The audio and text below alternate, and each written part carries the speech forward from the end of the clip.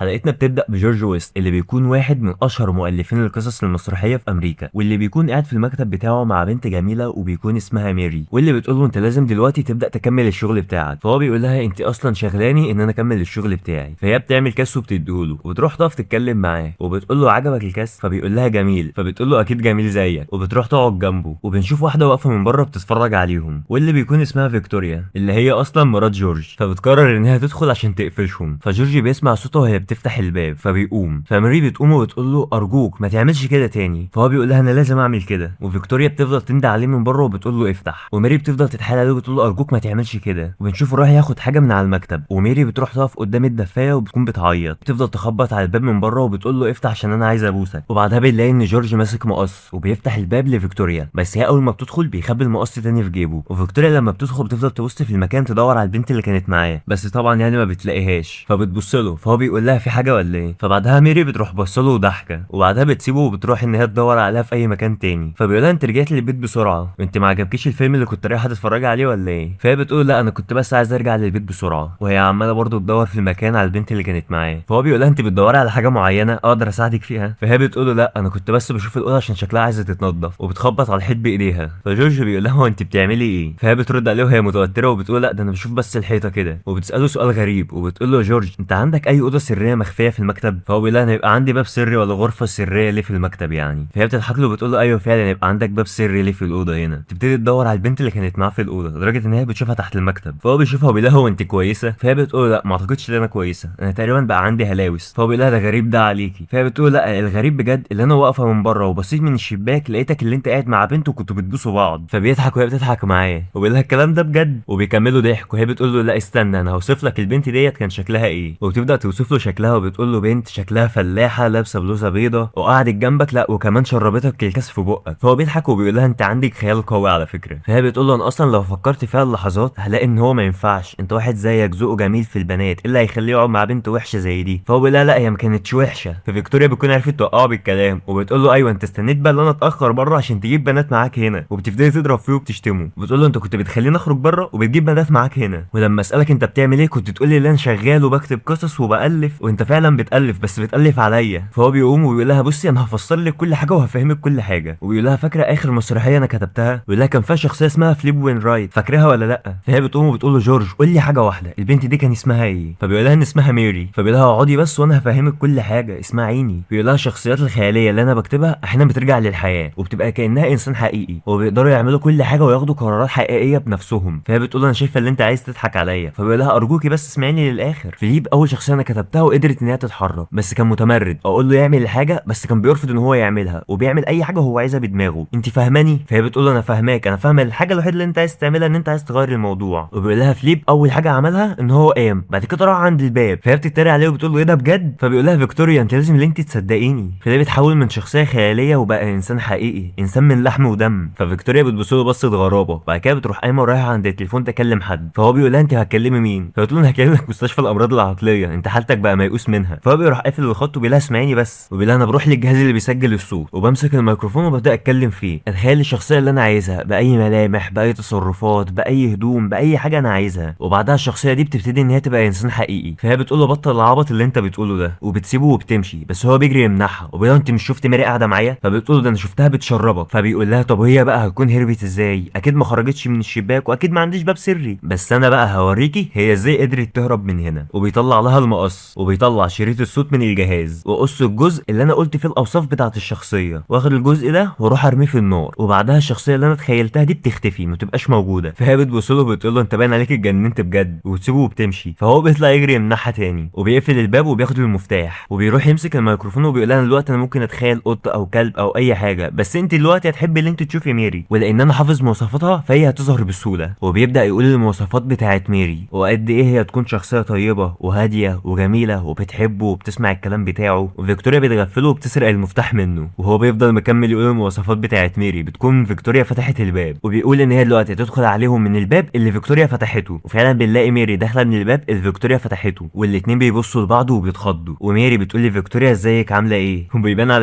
ان هي مظلومه وخايفه. وجورج بيروح لفيكتوريا وبياخد منها المفتاح، وميري بتقول له انت جبتني هنا تاني ليه؟ فبيقول لها تعالى اقول لك على حاجه. فهي بتقول لفيكتوريا ما تخافيش مفيش اي حاجه تخوف. فهو بيقول لها صدقتي دلوقتي بقى يا فيكتوريا؟ فهي بتقول له الحاجه الوحيده اللي انا صدقتها انك انت كذاب وعايز تعمل مؤامره عليا وتخليني مجنونه. انت خليتها من الاول تهرب من باب سري عندك في المكتب، بعدها انت تقول لي القصه اللي انت لسه مألفها عليا دي وتخليها تظهر تاني من الباب، بعدها انا المفروض اصدق اللي انت رجعتها تاني للحياه. انت عايز تخلينا اتجنن صح؟ بيقول لها طب وانا هعمل كل ده ليه؟ فهي بتقول له عشان تاخد انت كل الاملاك بتاعتنا لوحدك. فميري بتقطع كلامه وبتقول له هو انت جبتني هنا عشان هي تصدق كلامك؟ فبيقول لها ارجوكي ما تفهميش غلط يا ميري، بس فيكتوريا دي تبقى مراتي. ففيكتوريا بتقول له كنت مراتك، دلوقتي انا ما بقتش مراتك لان انا هطلقك. فميري بتقول له انت ما ردتش عليا يا جورج. وجورج بيرد على وبيقول لها انت بجد مش مصدقاني ومصدقه اللي انا عايز اعمل كده عشان اخد الممتلكات بتاعتنا؟ ففيكتوريا بتقول له بالظبط كده وبتسيبه وبتمشي. بيقول لها طب هنعيد القصه تاني، وبيروح يجري يقفل الباب وبيروح يمسك الشريط اللي سجل عليه الجزء بتاع ميري. وميري بتقول له هتعمل كده تاني؟ انت بتعمل ليه كده فيا يا جورج؟ فجورج بيقول لها انا اسف بس دي مراتي، ايه اللي اقدر اعمله غير كده؟ وبيروح لفيكتوريا بيقول لها انت بقى ما كنتش مصدقاني صح؟ فماري بتزعل وبتقول له لما تخفيني ما تخلينيش اظهر تاني، ما تتخيلنيش ابدا. فجورج بيقول لها سامحيني يا ميري دي مراتي برضه، وبيرمي الشريط بتاعها في النار. وفجأة بنلاقي ميري اختفت. ففيكتوريا بتتخض وتقول له هي راحت فين؟ فبيقول لها اختفت كأنها ما كانتش موجودة. وفيكتوريا بتفضل تسأل كتير وتقول له هي راحت فين؟ فهو بيقول لها هو انت مش كنت مش مصدقاني؟ اديها اختفت. فهي بتقول له جورج قول لي هي راحت فين؟ فهو بيقول لها انا قلت لك كأنها ما بقتش موجودة. فهي بتحط ايديها على رقبته وبتفضل تتكلم معاه وهو بيكلمها وبيقول لها انا خليتها بس تظهر عشان حاسس بالوحدة وانت ما كنتش موجودة، بس اوعدك مش هعمل كده تاني. وميري بتغفله للمرة الثالثة وبتسرق منه المفتاح، وبيروح يظبط الشريط اللي محطوط في قلب المسجل بتاع الصوت وبيبتدي يتكلم معاها، بس بيبص بيلاقيها ان هي راحت عند الباب عشان تهرب. وبيقول لها انت رايحه فين؟ بتقول له رايحه لاقرب محامي عشان اتطلق منك لان انا مش عايز اشوفك تاني وهعيش حياتي لوحدي امراه مستقله. وبتفتح الباب وبتخرج. فهو بسرعه بيمسك المسجل بتاع الصوت وبيقول انا عايز يبقى قدامها فيل كبير وضخم يمنعها من ان هي تخرج بره البيت. وفعلا فيكتوريا بتلاقي فيل كبير واقف قدامها وبيفضل يزعق لها وبيقول لها ارجعي تاني يا فيكتوريا. ففيكتوريا بترجع تاني بسرعه وبتخش جوه وبتقول له امسح الفيل ده خليه ما يبقاش موجود. بيقول لها هتفضلي معايا؟ فبتقول له ايوه. فبيروح يقطع الجزء اللي هو سجله وبيرميه في النار. فالفيل بيختفي. فهي بتفتح الباب وبتلاقي ان فعلا الفيل اختفى. فبتشتمه وبتخرج. فبيقول انا هرجع لك الفيل تاني. فبتجري وبتقول لا خلاص انت مش عايزني افضل هنا، انا هفضل موجوده هنا بس اوعدك مع اول فرصه ان انا اهرب ههرب وهتطلق منك. فبيقوم وبيقول لها كده ما بقاش عندي غير حل واحد. وبيروح عند رف الكتب وبيشيل الكتب وبنلاقي ان هو حاطط خزنه وبيطلع ظرف مكتوب عليه اسم فيكتوريا وبيديهولها. فبتقول له هو ايه ده؟ فبيروح واخده منها وفتحه وبنلاقي ان جواه شريط. فبنعرف ان هي اصلا مش حقيقيه وان هي جزء من تخيلاته اللي حولها لانسان. وبيقول لها دلوقتي ما عنديش غير خيارين، الاول هرجعه تاني في الخزنه او ارميه في النار. فهي بتقول له انت المفروض بقى هتخليني اصدق اللي انت بتقوله ده. فهو بيقول لها بص لنفسك انت جميله وجذابه، ما سالتيش نفسك قبل كده اللي انت ما فيش اي حد غيري بيكلمك او حد اعجب بيكي غيري اصلا، او انت اعجبتي بحد غيري؟ فهي بتقول له دي اكيد واحده تانية من الاعيبك صح؟ هو انت فكرك اللي انت كده هتخوفني؟ فهو بيقول لها الحقيقه لا انت ابعد عن كده، لان انا لما عملتك ما حطيتش فيك اي خوف نهائي. فهي بتاخد منه الظرف وبتقول له انت المفروض بقى تخليني اصدق العبط اللي انت قلته ده صح؟ وبتروح راميه الظرف في النار. فهو بيبتدي يزعق لها وهي بتحس ان في حاجه غريبه وبتقول انا حاسه بشعور غريب، انت كنت بتتكلم بجد طول الوقت؟ وبيكون النار اكلت الجواب بالكامل وفيكتوريا بتختفي. فهو بيجري وبيقول لها ما انا قلت لك، وبيروح يجري بسرعه على المسجل عشان يسجلها من الاول وبيبدا يقول مواصفاتها، بس في نص الكلام بيسكت وبيقولها انا هاجل الموضوع ده شويه. وبيبتدي يقول مواصفات ميري عشان يرجعها هي بدل فيكتوريا. وفيكتوريا بتظهر له تاني وهي بتعمل كاس ليه. وبعدها بيظهر رود اللي هو مؤلف مسلسل ذا تويلايت زون، المؤلف الحقيقي بتاع المسلسل، وبيبتدي يكلمنا عن المسلسل. بس جورج بيقاطعه ويقول لا مش وقتك يا رود. وبيقوم يطلع الظرف اللي محطوط جواه اسم رود وبيحرقه. فرود بيختفي من قدامنا وبيرجع تاني هو وميري يقعدوا يتكلموا. الحلقه بتاعتنا ما فيهاش اي حاجه مستخبيه او اي حاجه معقده يعني، بس هي بتتكلم في جزء هل احنا بشر حقيقيين، او هو المسلسل عموما بيتكلم في الجزئيه دي هل احنا حقيقيين، يعني احنا اللي بنعمله ده بكامل ارادتنا ولا احنا اصلا في حاجه تانية هي اللي بتتحكم فينا. بس من الحاجات الحلوه اللي لفت نظري في الحلقه هي البدايه لما جورج قرر ان هو يرجع ميري تاني. اول مره هنلاقي ان ميري وقفت قدام الدفايه في نبذه، يعني ان هي مش اول مره يحصل لها كده وان هي حصل لها كتير الحوار ده، فبقت متعوده وعارفه. ومن وجهه نظري الحلقه دي مش حلقه قويه قوي زي بقيه الحلقات اللي احنا بنسمعها، بس هي بصراحه ولاجل الحق هي حلقه حلوه وفكرتها برضو جميله، يعني ما اتعملتش قبل كده او انا عن نفسي ما شفتهاش حصلت قبل كده. والحلقه بتاعتنا خلصت. بس قبل ما تقفل الفيديو اسمع الكلمتين دول. في ناس بتطلب مني ان انا اعمل حلقات طويله، انا بالنسبه لي مفيش مشكله وانا اصلا عايز اعمل كده، بس في مشكله كبيره هي اللي منعاني ان الحلقات ملهاش فيهاش ترجمه، فانا بضطر ان كل حلقه اترجمها بنفسي، بعد كده اكتب السكريبت، بعد كده بسجل الفويس اوفر. انا ممكن اقعد يوم كامل اسجل الفويس اوفر وافضل سهران لتاني يوم اعمل المونتاج، والموضوع بيكون صعب لان من الاربع خطوات اللي انا بعملهم مفيش حاجه فيهم سهله او بتتعمل بسهوله. ومحدش يقول لي جرب مواقع الاي اي للترجمه، لان انا عملت كده اكيد، والترجمه بتاعتهم في منتهى الغباء حرفيا، ولو انا استخدمت الترجمه بتاعتهم حرفيا الحلقه بتخرج بره السياق بتاعها. فلو انت بتسمع الكلام ده دلوقتي فبجد شكرا ان انت بكمل الفيديو لحد دلوقتي يعني، فدي حاجه كبيره قوي بالنسبه لي. وبس كده الفيديو خلص، ما تنساش ان انت تعمل لايك، سبسكرايب، الحاجات دي كلها، وسلام.